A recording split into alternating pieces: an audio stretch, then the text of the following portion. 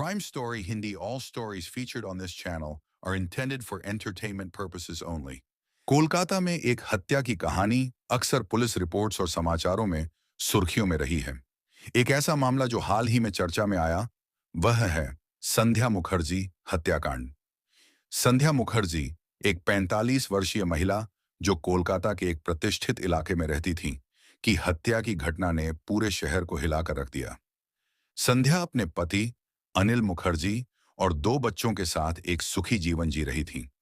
अनिल एक सफल व्यापारी थे और परिवार की आर्थिक स्थिति बहुत अच्छी थी। 18 अगस्त 2024 को संध्या की हत्या की सूचना पुलिस को मिली। घर के अंदर संध्या की लाश पड़ी हुई थी और पुलिस ने देखा कि उनकी हत्या बड़े ही बेरहमी से की गई थी। उनकी मौत की वजह गला घोंटना बताया गया। मामले की जांच शुरू की गई और पुलिस ने सबसे पहले परिवार के सदस्यों और उनके करीबी लोगों से पूछताछ की। जांच के दौरान अनिल मुखर्जी और उनके बच्चों की बयानियां पुलिस को पूरी तरह से सटीक नहीं लगीं।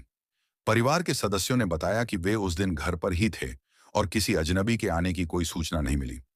पुलिस ने घर की जांच की और पाया कि वहां कोई जबरदस्त संघर्ष का कोई संकेत नहीं था। इससे मामला और भी रहस्यमय हो गया। पुलिस ने संध्या के पड़ोसियों और घरेलू सहायकों से भी पूछताछ की, लेकिन किसी भी गवाह ने हत्या के समय या संदिग्ध गतिविधियों के बारे में कोई ठोस जानकारी नहीं दी।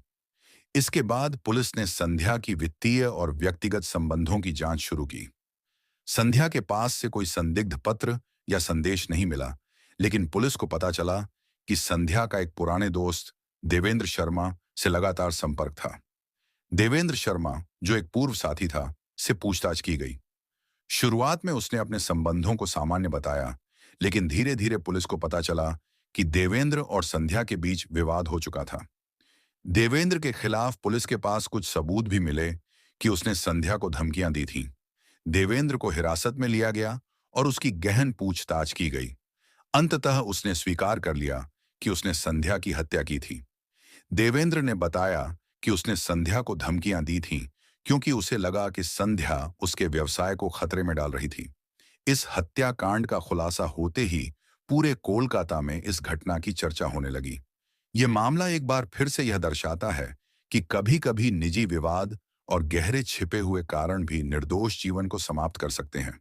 पुलिस की मेहनत और सटीक जांच ने अपराधी को सजा दिलाने में महत्वपूर्ण भूमिका निभाई।